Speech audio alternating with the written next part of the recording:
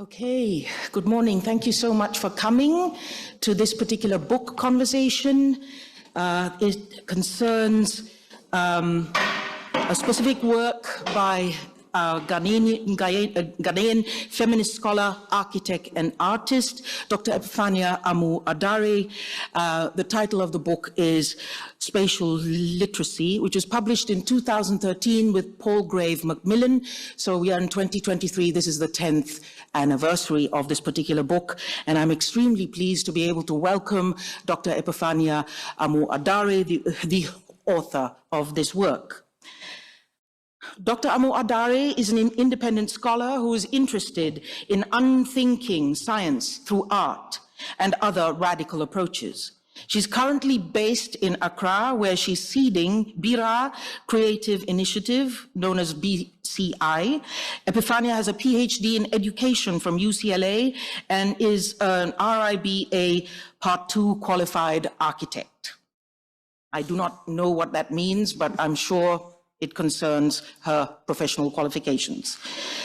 Born in London and raised in Nairobi, Cape Coast, and Accra, Epifania also has over 25 years of experience working in various fields, including education and international development within locations like Afghanistan, Georgia, Germany, Ghana, Qatar, the United Kingdom, and the United States. Her post-disciplinary interests span diverse topics such as creative writing, critical pedagogy, decolonial thinking, epistemology, feminisms, spirituality, spatial theory, and urbanization. So, without any further ado, I would like to start with our conversation.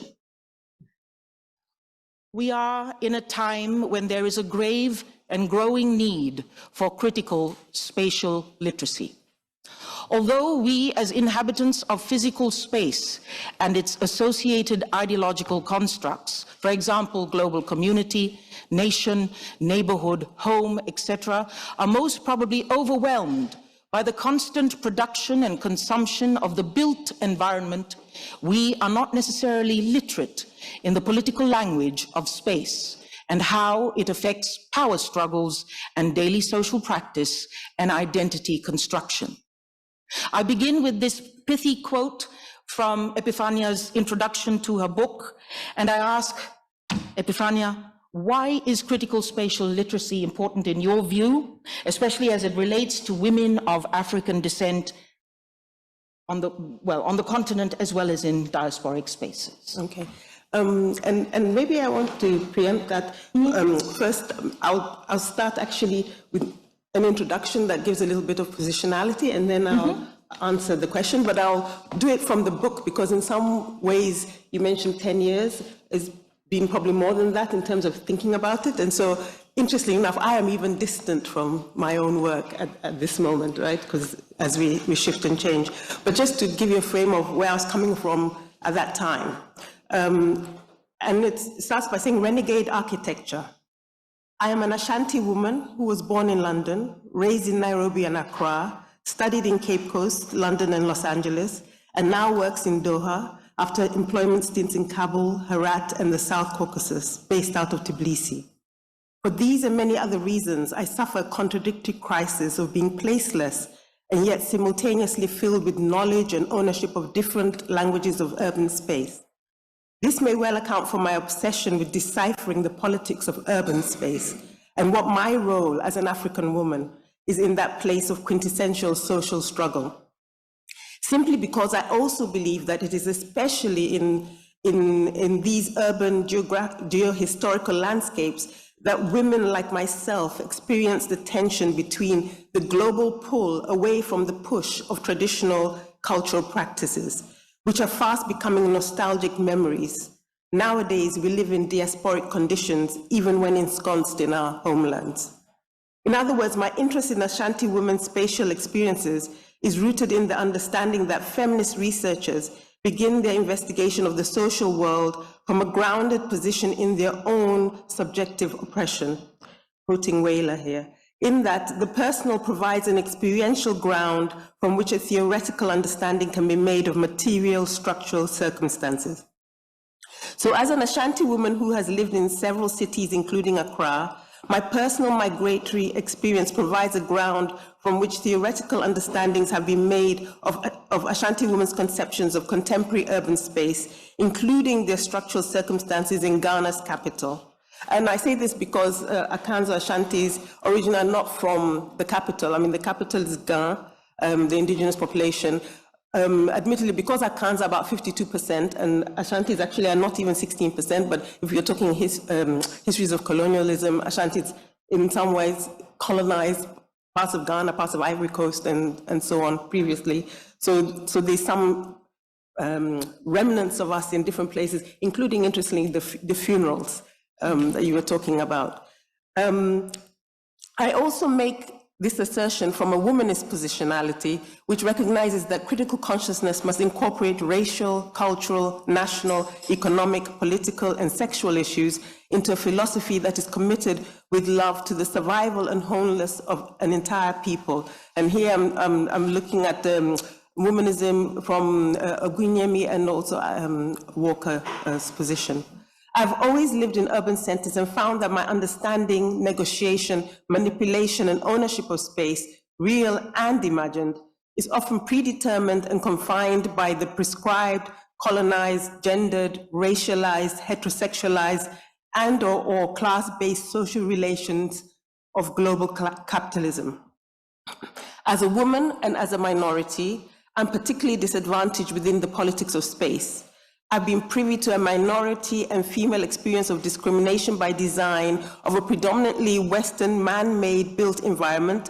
Here, Leslie Kane Wiseman is who I'm thinking about, and she talks about the man-made environment. And ironically, I experienced this disadvantage despite my access to a privileged professional and academic architectural discourse through 6 years of architectural training. Albeit restrictive, each discriminatory circumstance has often been mediated by my very specific combination of gender, ethnicity, class position, able-bodied heterosexuality, and architectural privilege. Thus, consequently, it varies in nuance and degree from situation to situation, from location to location. It is from these relational liminal spaces that I began developing my own critical spatial literacy, in particular an understanding of the dominant ideologies that inform Western urban architecture, which then enables my imagining of alternative social-physical spaces. So to read for a bit, I went into architecture school and where we were learning a lot of theories, and Leslie Kane Wiseman is one of the people I'm thinking of, and we're really looking at this question of space and how it was described as, public spaces for men and private spaces for women and so on and so forth, and the notion of the household and who's supposed to be in the household. And for me, there were a lot of tensions because I was often thinking of my grandmother's house because Ashantis are also matrilineal.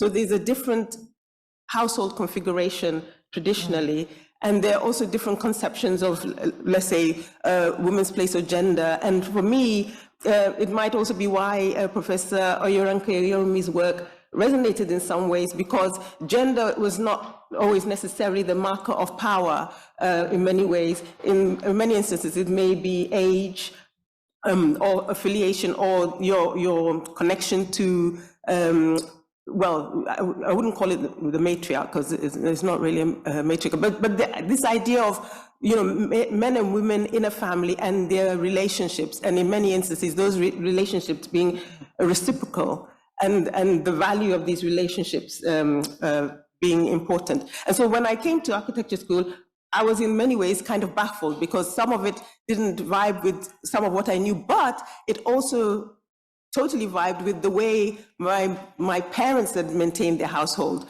So in this case, my mother being a very strong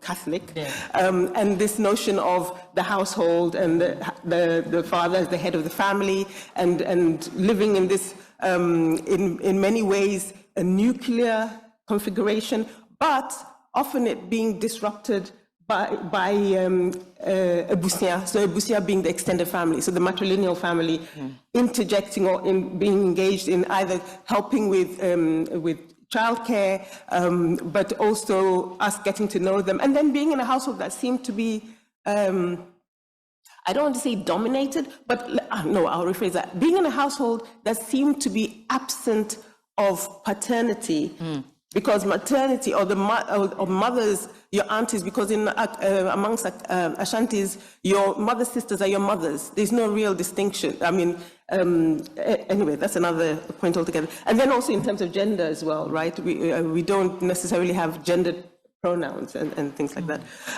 So this jarring is what began my critical spatial literacy, but also being a migrant in London, trying to sort out this issue of housing. So being sometimes potentially homeless, trying to navigate the housing space in London, which in some ways, interestingly enough, landed me in a housing association that dealt with single homeless ex-offenders, but opened its doors to single populations. Because in the UK, then often if you had children or if you were married, you had a greater chance of accessing affordable social housing than if you didn't. And for me, that was a very interesting experience, because there I was studying architecture, learning how to create space and imagine myself as this person who could design space and for other people, when I myself couldn't even determine my own spatial destiny and my own housing destiny. So these were actually the beginnings of where I was coming from. And then maybe to continue answering this question, because what I want to also do is do that.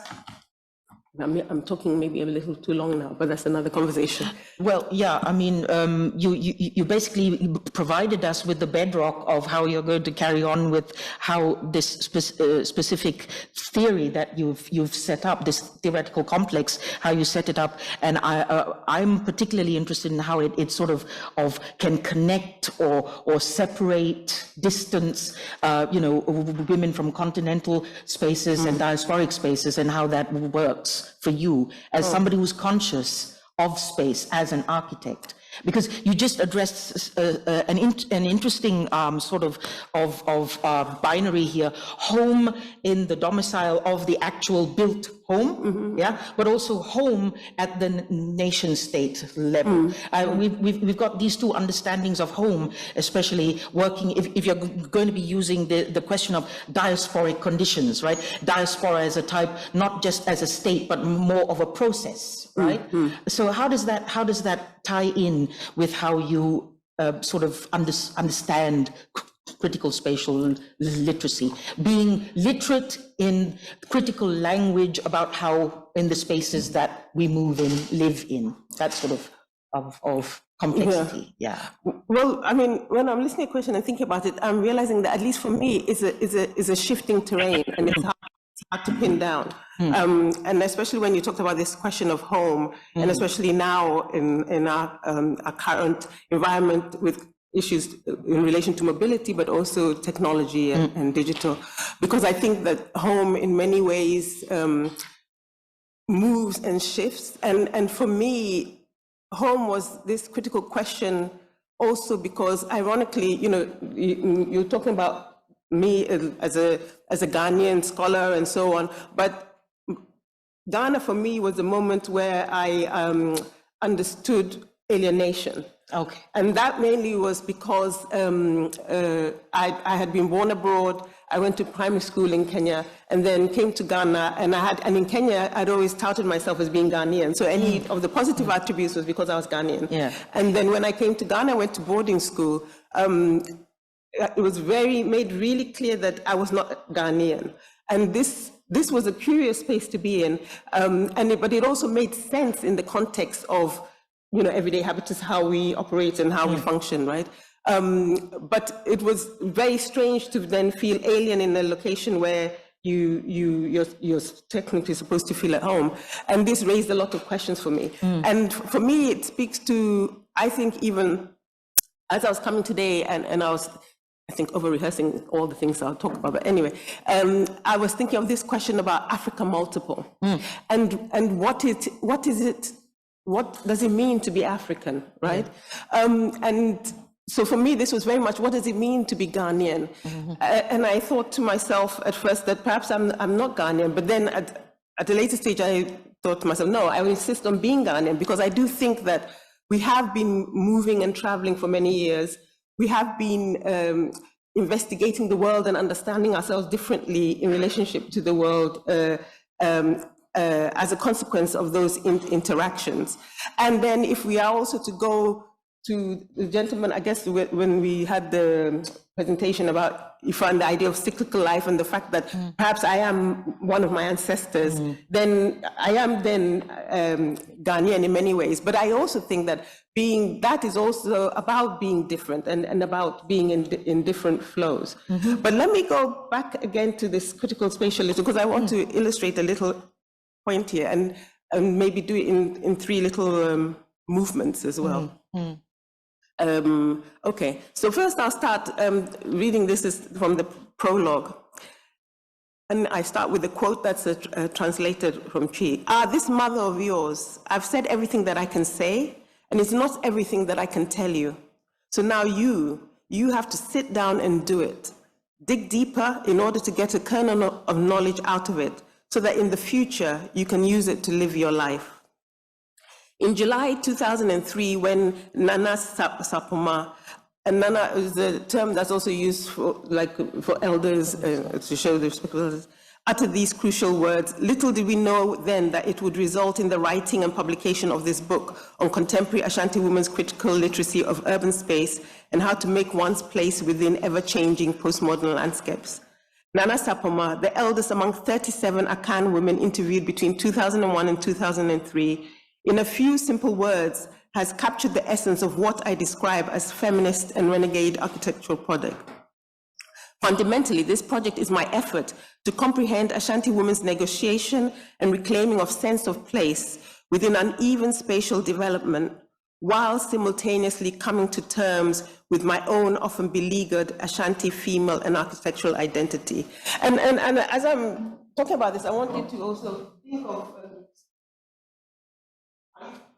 thinking how there's other people that are reading as well, what you think about what I'm about to say. And I was wondering, can I? Sure, yeah. We're using space here, people. Using space, yeah? Okay. And creating space. In this book, I specifically make an argument for an urgent praxis of critical spatial literacy. At a basic level, critical spatial literacy can be enacted simply by recognition of how one's nuanced placement in specific geographical landscape and time has historical significance in socio-cultural practices due to spatial configurations and concomitant ideologies about the built form. Therefore, I provide a series of discussions in order to illustrate how critical spatial literacy is manifested within, through, and by the specific example of this feminist architectural project. In producing this book from the panoptic distance of Doha, a big part of my challenge has been how to speak of critical spatial literacy in its many manifestations related to this project without making it seem at all convoluted.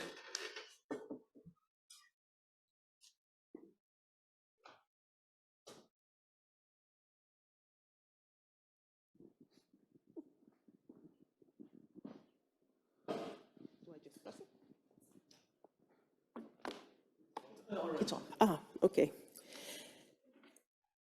This being due to the fact that I present critical spatial literacy as serving these many functions and purposes. Primarily, I write this book to encourage a critical spatial literacy in readers about Ashanti women's own reading and negotiation of the postmodern world and its transformatory transnational cultural and economic flows. Two, it is also through the development of my own critical literacy of space that I came to do the research work upon which the discussions in this book are based. Three, in doing the research work itself, critical spatial literacy was used as a theoretical framework that guided initial analysis and thinking about the data collected. In addition, I deem the perceptive negotiation and reading of spatiality by the Ashanti women in order to make their own places within it as prime acts of critical spatial literacy. Ultimately, I am also advocating for others to consider utilizing critical spatial literacy as a bold feminist theorizing praxis for renegade architectural understandings of the effects of the built environment on our spatial configurations, social practices, and sense of place, as well as of our own returning influences on spatiality. For me, these versatile ways of doing, developing, and utilizing critical spatial literacy signify its potential for assisting us in digging deeper into our many lives in order to get kernels of knowledge on spatiality, which we can then use to better live those very dynamic, fluid, and challenged existences. And I don't know if anybody has any comments or thoughts about what just took place. Yeah, audience participation is also required in generating space. Please. Press the... Yeah. Okay. Yeah, so this is a very interesting book, and I think I would like to introduce it to my students. Particularly they're engineers, and so they work with design. And in actual fact, what I tell them most of the time is that they're not actually designing material structures, they are designing community. So Hopefully. And I think they'll be very interested because they'll be going in Ghana in January. I'm preparing them now to go to Ghana to work in projects. And what they'll be interested in is how do we translate these ideas into practice. They're engineers, they don't have patience with abstraction. They think mostly in terms of translating abstract ideas into concrete ideas, into projects of empowerment, emancipation on the ground. And so I think when they read this book, that's what will be going on in their mind. How do I use this in Achem Douanase in Ghana when I'm working on this cocoa farming project, when I'm working on this marketing project, when I'm working on this clinic, how do I empower? So it will be very, very interesting to see. And I don't know if you could add something to that on how to facilitate the project, maybe now or maybe later. That would be great, And maybe to speak to that, because one of the things I wanted to emphasize, because some of the base of my thinking around spatiality was really in relation to Henri Lefebvre's notion about the construction of space. And that space was very much about really three things: the physical, so the chairs in this room, the technology, and so on and so forth. But it was also very much about the abstract. And this for me is the critical bit and what really matters, and which is the ideas and the ideologies behind those physical things. So the idea behind this microphone, the fact that you have to wait and be allowed to actually ask your question, right? There was a certain kind of social practice. And I don't say this as a critique, it's just a recognition of the reality, right? And then also what that reality may or may not do to you in terms of how you feel about asking your question.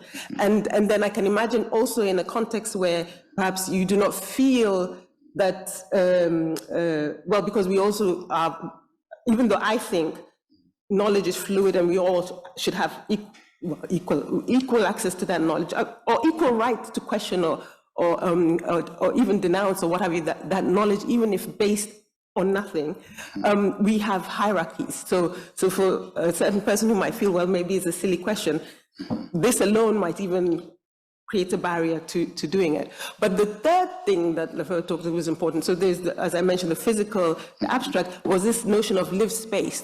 And this was a space of possibility. This is where I could perhaps decide to now start dancing or walking over the chairs. I mean, I might be considered crazy, but it allows for something different to occur.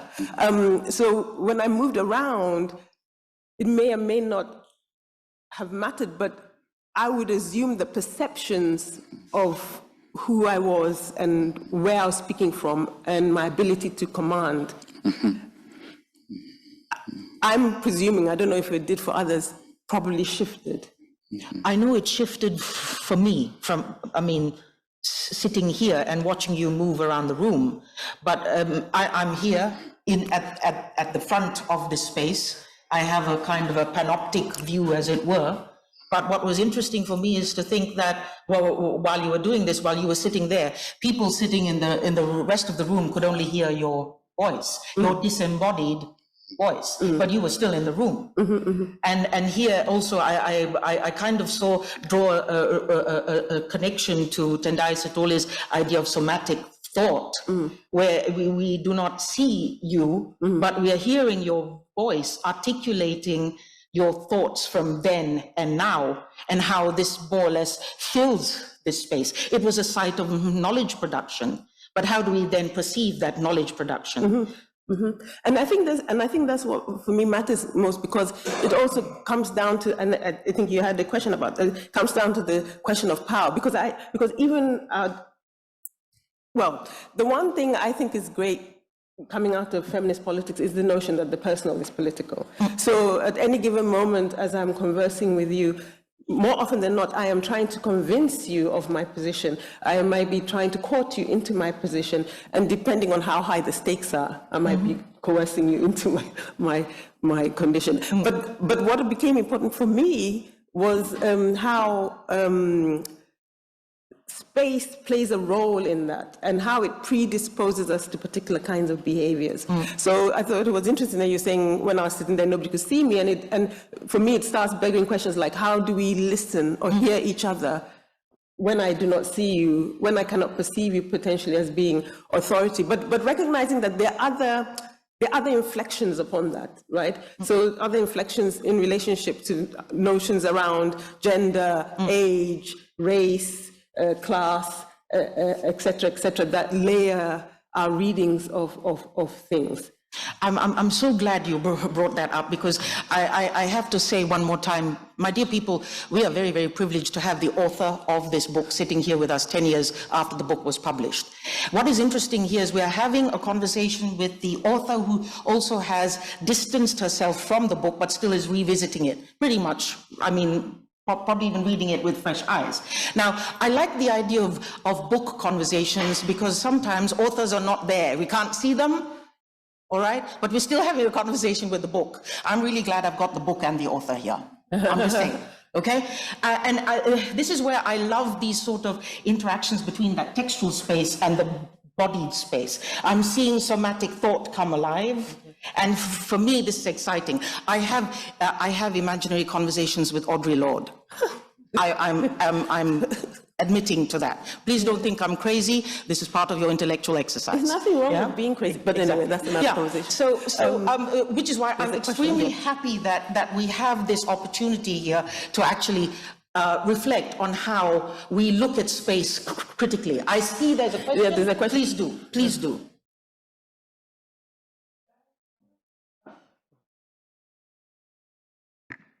Okay. Thank you so much. Christine just mentioned it, how exciting it was that you're here, and thank you for sharing this memory of your project with us.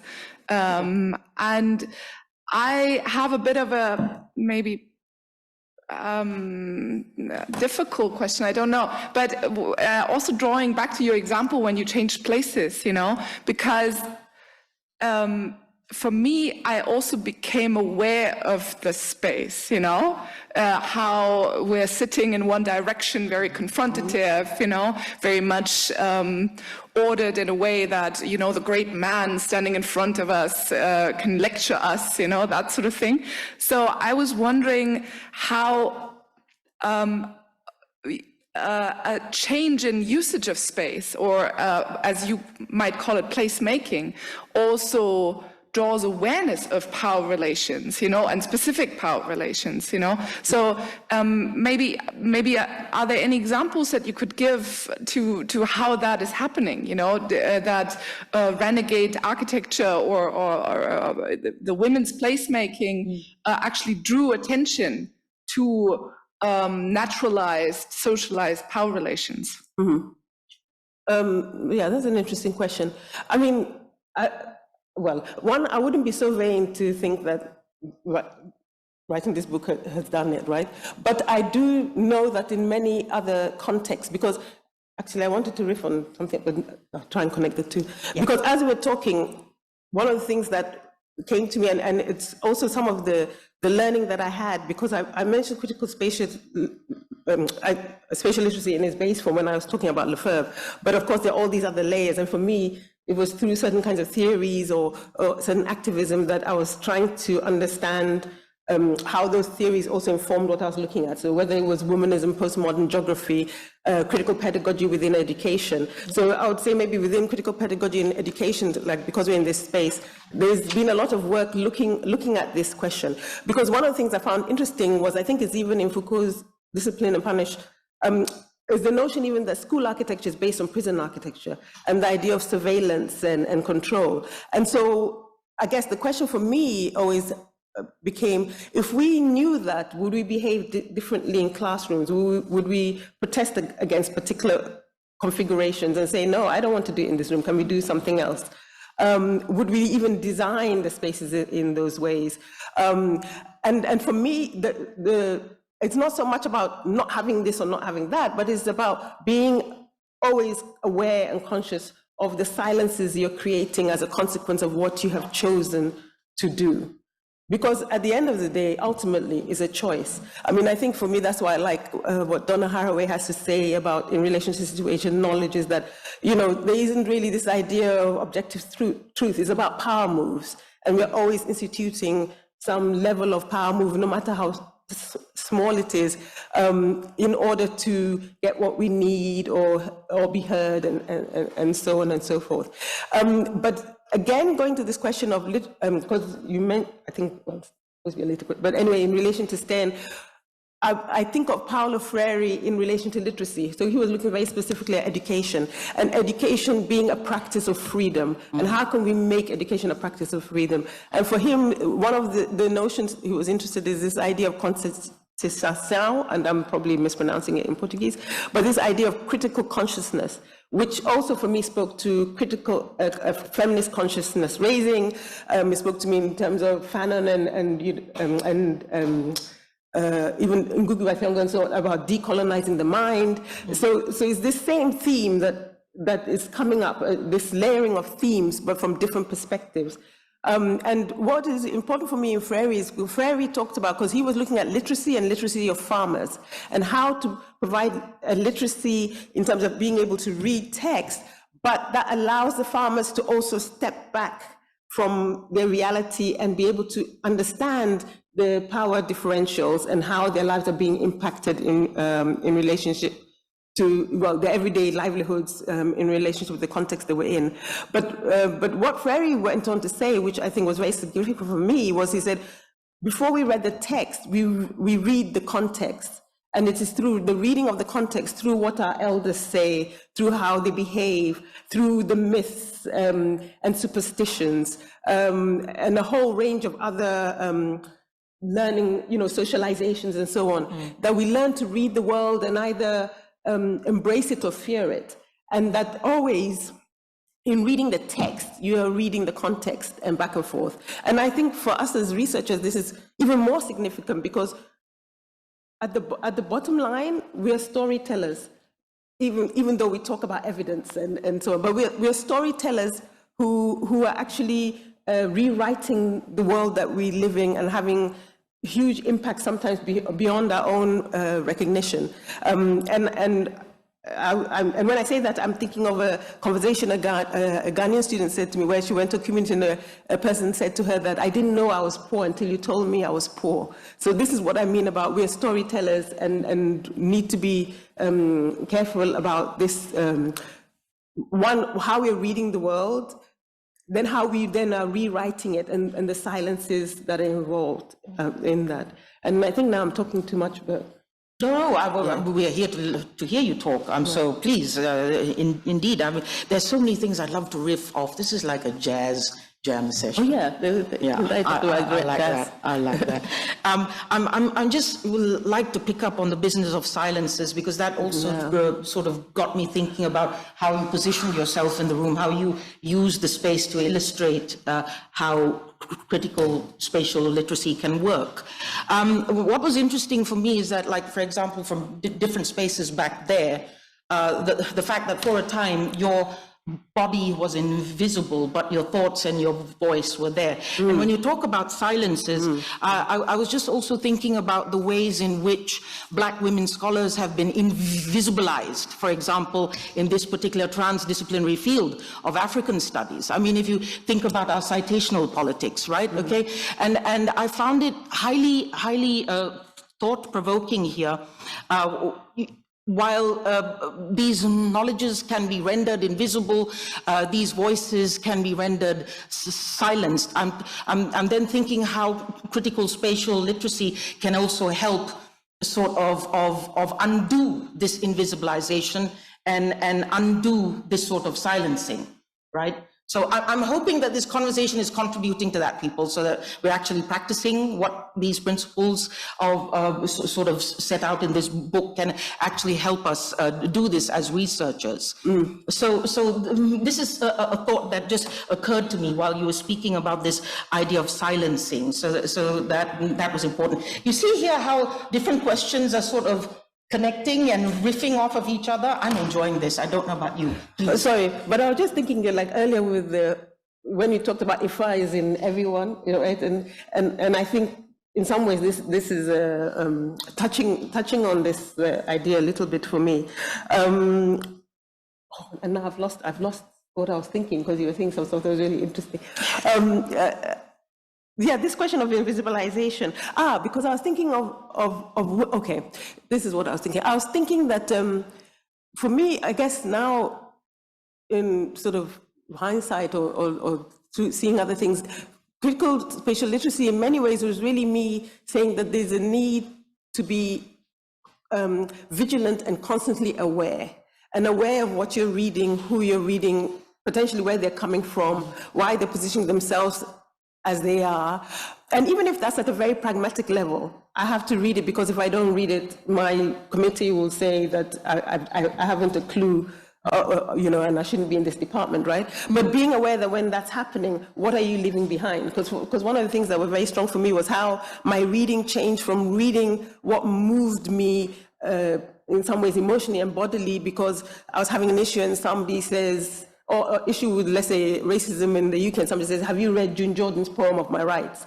And then you pick it up and you read it, and your life gets inflected by it, and you shift how you behave and what you do, to now reading, have you read this theory, because it's, you know, in the body of work is a canon, and if you haven't read, and so on and so forth. Yes, so this idea of awareness and what you're reading and not reading becomes important. But beyond that also, I think for me, this idea within womanism is that it's about a love of an entire community. And by entire community, I don't only mean that the communities that we potentially might come from, a marginalized community, but I think almost in some ways a global community, because I also think that when one approaches with a certain kind of love, you also become aware of who is being silenced and who's not being silenced. And you then, as Freire talks about, have people or students who are ready to also be angry because of their love of everybody, and those who are not getting, who are not being valued in many ways, right? Yeah. So for me, as you were talking, you know, you were talking about, because I think one of the questions, the first question you asked is it a perspective, a theory, or a praxis? And I thought, no, I think for me, it's a way of thinking, it's a mode of being. And so as a consequence, yes, in many ways it's a praxis, and it can be whatever you need it to be, because I don't think it should also be prescriptive. Earlier we were talking about this notion of how we police each other in terms of what you've read and haven't read in the canon and so on. But I also think that our intellectual journeys are actually, in many ways, I would argue, like our spiritual journeys. They're deeply personal, and there's certain texts that you'll be called to and that are calling you. But you just need to recognize where you've been called and be able to say, no, this is where I'm being called, and this is what it means. And it may have no relevance in today's world, but it might have relevance to somebody 50, well, if we're not at the end of the planetary boundaries, 50 or 60 years from now, it may have resonance in somebody's life, and you don't know that. So, yeah. Yeah, exactly. I mean, this also then calls to mind the idea of how critical spatial literacy might also help generate and advance decolonial feminist visions, right? The idea of intellectual journeys, the idea of being conscious of being a part of a specific political moment and what needs to be done, what needs to be read, what is it that we're reading, why are we reading it, what are we meant to do with this reading. So that level of responsibility and accountability for what is happening right now in order to generate a future as it were. So how would you see this sort of being generative in a decolonial feminist sort of framework? Because I see decoloniality, also as being part of envisioning futures. Yeah. Yeah, that's an interesting question that takes me in all places.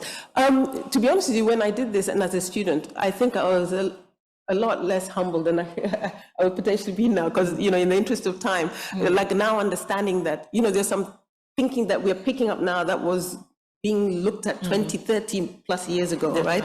And I remember watching a video a long time ago that was about the what do they call it, like the third university or something? Is that what it was? But it was talking about how social movement, how it's 20 plus years and beyond. In all honesty, I would argue that I don't know, and it to be perhaps for somebody else to say whether or not it does any of that, right? But all I know is that I was just trying to understand who I was and what was my use on, well, okay, now utilitarian and capitalist language. But anyway, yes, at that time, actually, no, what was my use? What was my use on this planet? Why did I matter, and why did what I was thinking matter, right? And that's what I was trying to understand, but also at the same time to understand why I was in a world where it was difficult for and in fact, if I say this, I'm being maybe even too generous to myself, because I'm saying people like myself, because it wasn't people like myself. I was still highly advantaged in comparison to what was happening to so many different people. Ooh, and now I feel like, yes, in the world. But yeah, so we were just trying to understand that. Anyway. That dynamic. Sorry. Yeah. But I say all this to also say that one of the things now I've been thinking a lot about unthinking and the role of emotion and intuition and all these other aspects of in our lives as academics, whatever that means. And this idea of the wholeness of being and not teased out bits to being performed in particular spaces because it's advantageous or is relevant for that moment. What does it mean to do that? And this book for me was maybe the beginning of that. But anyway, that's another conversation. Yeah, the question of emotions and emotionality, I'd just like to also say that it bears thinking that this is part of our understanding of critical space. And I'm talking about the critical space of the body as well. I like to think of emotions, tears, affective responses, also as a mode of somatic thought.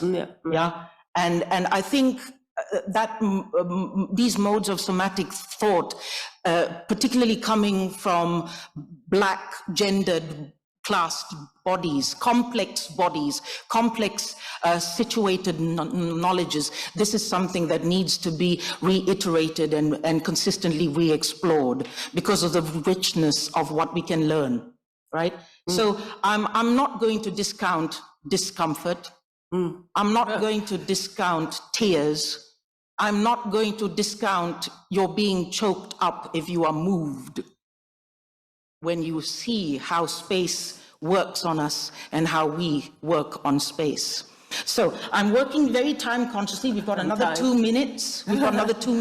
Are there any more questions? Yes, could you please press on the gray button, please?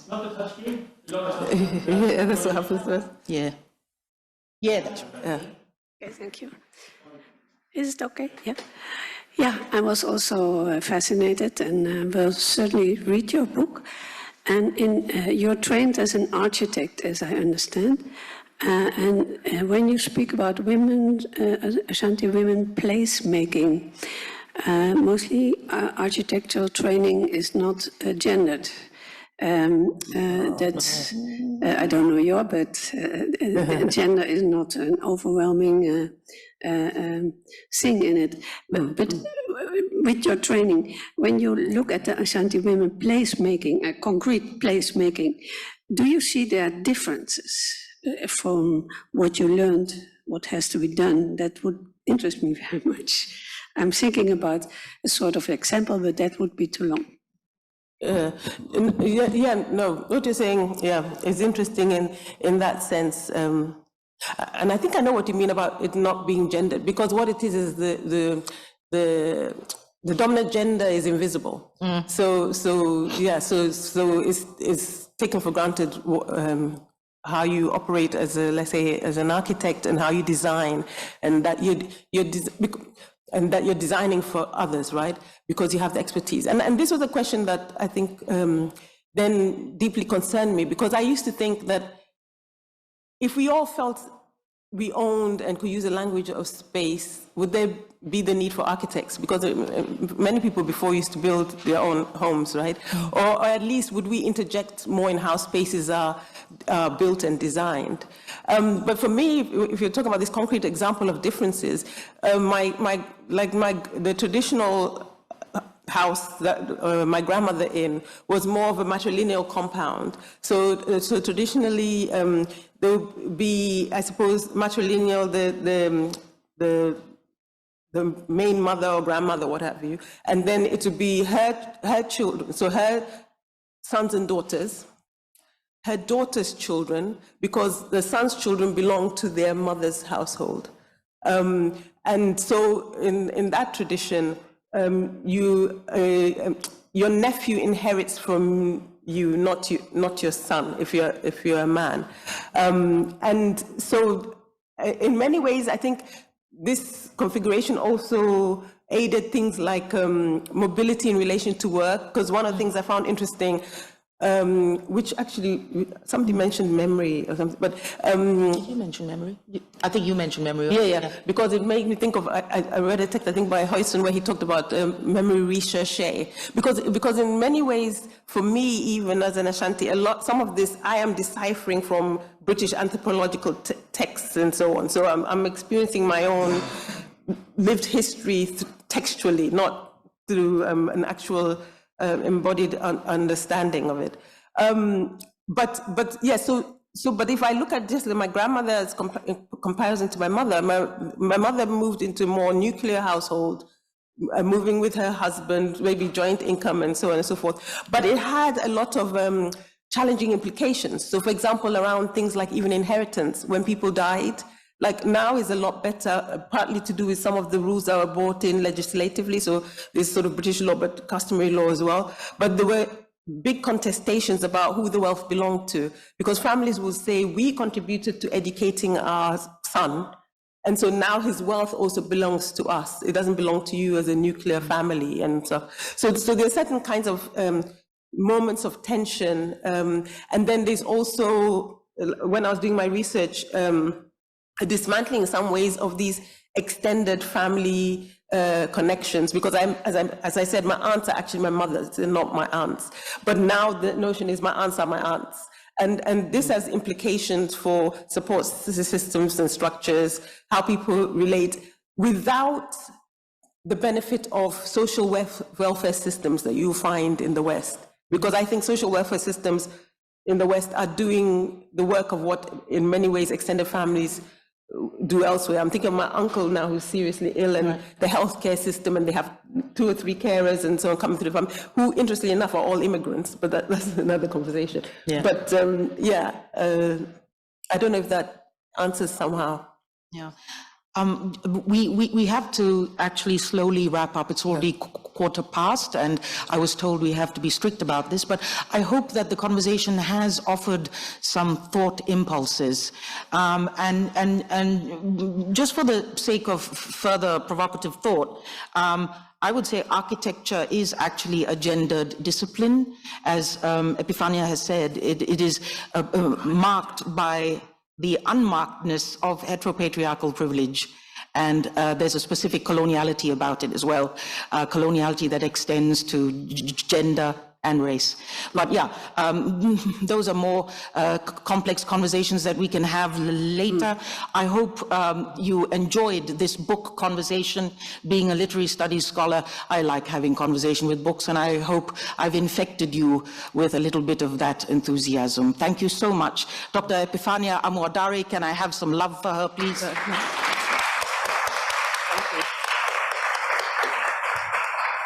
And we asked one question. She's got a question. No, I said, and we only managed to ask one question. Who managed to ask? No. Oh, that's all right. Don't worry. I have a whole slew of questions, but they were all answered in different ways, from different trajectories. Thank you so much. Please enjoy the rest of the afternoon. Please enjoy your lunch. Thank you. Yeah.